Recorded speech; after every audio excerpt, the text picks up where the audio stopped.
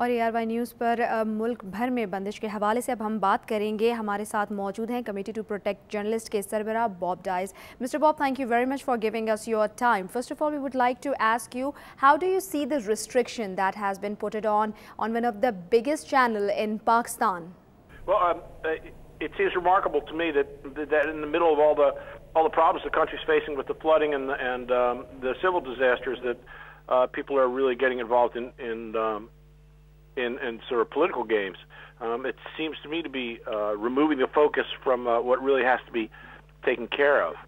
Mr. Bob, what do you think by putting restriction on any country's media will stop journalists to do their work? So as we know that this restriction has been put on ARY News after giving such a neutral coverage about the incident that took place in Birmingham. No, of course not. I mean, Pakistan has a free press, and they should be allowed to report whatever they want, especially respected news organizations. What we're seeing here is kind of a response that we used to see in the Musharraf era of when the news doesn't go their way, they shut down news operations. We've seen, cable operators come under attack, under criticism, under threat, plenty in the past, and it seems to me that this is just a reversion to those older ways. Mr. Bob, now we want to know, you belong to a committee which protects the rights of the journalist, which fights for the rights of the journalist. How would you raise the protest against this action that has been taking place in Pakistan, that the restriction has been put on one of the biggest channel of South Asia?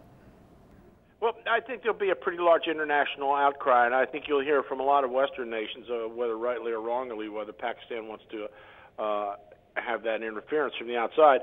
But I think the president himself is going to come under a lot of pressure, and I think he already is with the British. If you start looking at some of the British media, the criticism has already started. I don't think President Zardari is going to be able to get away with this, although, we've always kind of been waiting for these sort of things to happen with his administration. In the past year or so, they've toyed with ways of putting pressure on broadcasters and newspapers, but they never really were able to follow through with it.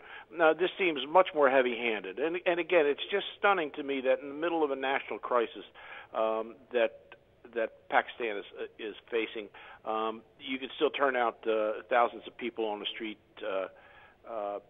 in a politically motivated demonstration to attack news media. It just is. It just smacks of surrealism, I think. Mr. Bob, we want to know that have you called any meeting of Pakistani journalists which are working in USA to raise the protest and to find out what exactly happening with the Pakistani media? You're going to see a slowly building response here, and this is just gaining momentum. All the media, press freedom organizations and journalist support groups are just becoming aware of this now. And I think over the next day or two, you're going to see a pretty strong outcry against President Zardari's policies in this situation. This is a situation in which Pakistanis have to resolve. But I think what you'll find is that the international community will weigh in a day or two and even bring more pressure on the government.